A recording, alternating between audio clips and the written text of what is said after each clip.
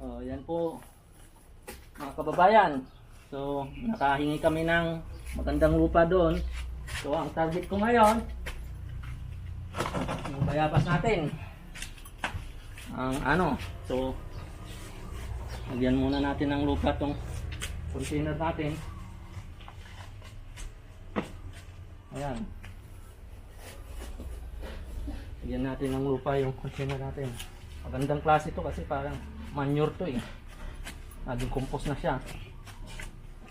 So yan yung itatransplant natin yung bayabas. Salamat sa sponsor ng lupa. Hiningi lang po namin ito. Binigay naman, 2 sako to. Mga manure to ng mga manok, baka. Tagal na to. Ganda yung pagkaka-compost.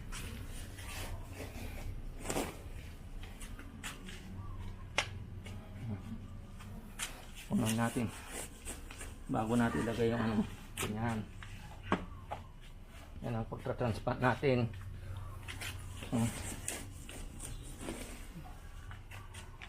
Ngayon, tignan natin yung sukat nung bayabas. Ayan, pwede na yan. Patong natin tapos saka natin pwede na sigurong ibaba ng konti baba ng konti yung masyadong mataas. Baba natin ng konti. Masyadong mataas. Kain natin para bumaba ng konti. Yan, basta yung importante yung pinatungan niya lupa na, hindi yung dating compost na ginawa natin. Sa katagalan madidecompose na rin yun. So ang maganda dito, ang style dito, butasan muna yung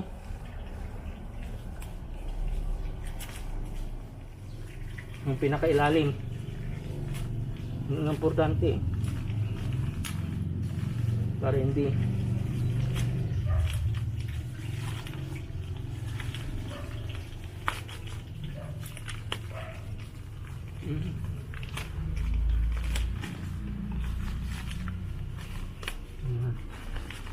Hawakan mo. butasan natin. Tapos lagay natin Hilain sa kanan lang. natin, hilain yan. So yun. Nasa yung maliit na pangtakal nito. Ito na. Ito na, masyadong malaki na yan. Yung? Hindi, okay na ito. Okay na. Dito muna kasi marami pa eh. Lagay muna natin to sa gilid.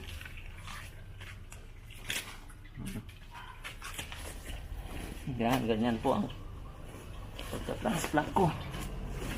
Ayan o.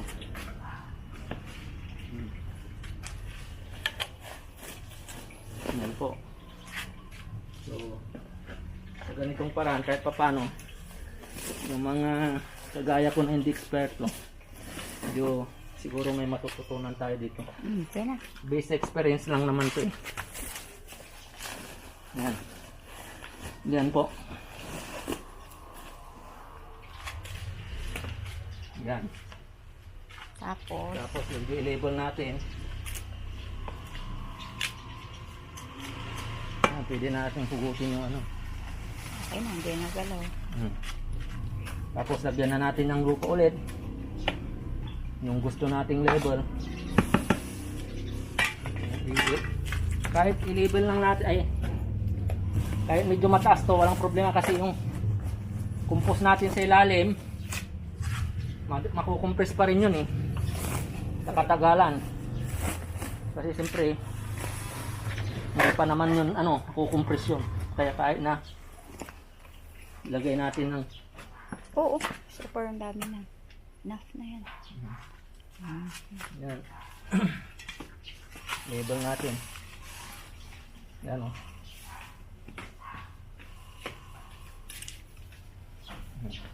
Isa pa sigurong pala to. Para maganda. Tama na pa. Okay na Tama yan. na ba? Sige, tama na raw. So, yan, ganyan po. So, yan.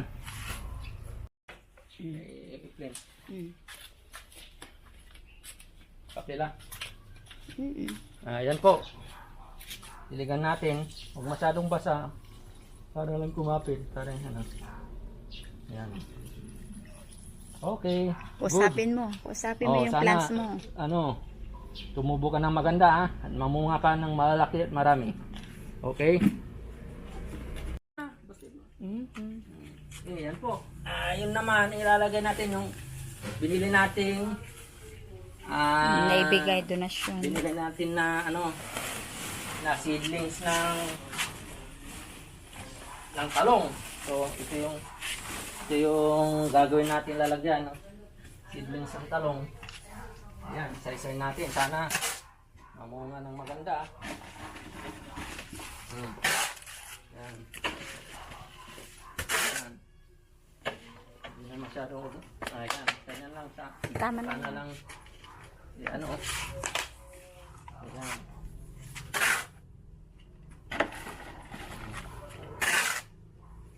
Thank you sa sponsored nyo. Tumag mo pa. Oo, mamaya inaan mo na yan. Maano natin yan. Pagin natin yan. So, ayan.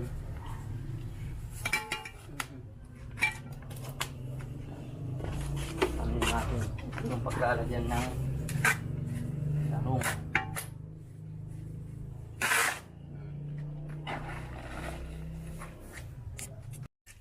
Dito natin ilalagay yung plantita natin na talong. Ayan. Ayan. Lagay mo sa huli yan. Yung pare-paras na kulay. Ayan.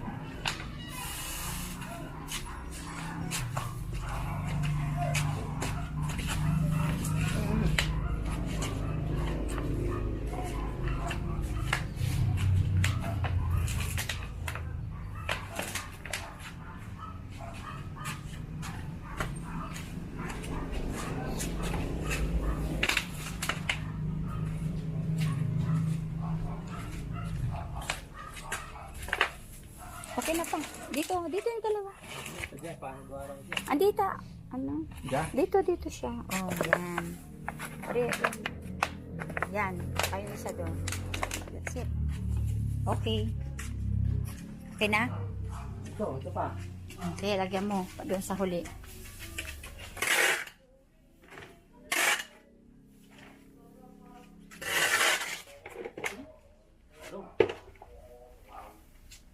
Ayan, itong last but not the least. Yung wala na tayong mineral water. Ito na lang. So, yan na natin. Yan, madaling tanggalin yung stem nila. O yan. Napakaganda.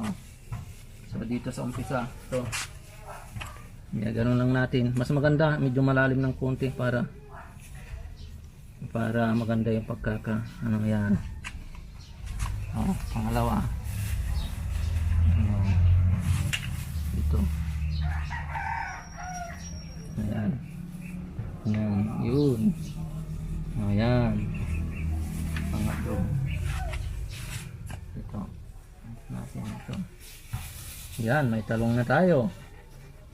Ay, abangan nyo to. Para pag namunga, i-vlog natin yan. Ito yung kaya watch our vlog. Tuloy-tuloy po yan. Our Jonina's Garden Diaries. So, just subscribe lang po kayo para masundan nyo yung mga pag-garden namin. Actually, nag-uumpisa pa lang kami. Sana tuloy-tuloy ito. Basta as long as our Lord God will give us health, tutuloy-tuloy tayo nito hanggang malusog po tayo. Maganda rin po yung hobby na ganito, yung pag-garden, kasi natatanggal yung stress mo pag may mga problema. Dito pwede nare-release yung stress sa mga plant lover, garden lover. Nare-release yung stress mo, so nababawasan, and magandang sinyalis yun sa kalusugan ng isang tao pag nababawasan ng stress mo. So magtanim-tanim lang po kayo sa mga paligid nyo. bawas ano na rin sa gastos, ang mamahal ng mga gulay ngayon. So ganyan lang, ayan. So hintayin na lang natin mga 4 months siguro mamumunga na to. So yan, alaga lang sa tubig. So yan na po. So ayan po, diligan natin. Ayan. Ayan po, diligan natin. Ayan. So tubo-tubo. Ayan po. Oh. Okay. Ayan, diligan po natin. Yun, diligan po natin. Bagong tanim. Ayan po.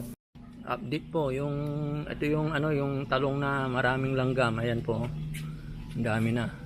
Lumaki na po. Maganda na po yung tubo niya. Ayan po. Update po.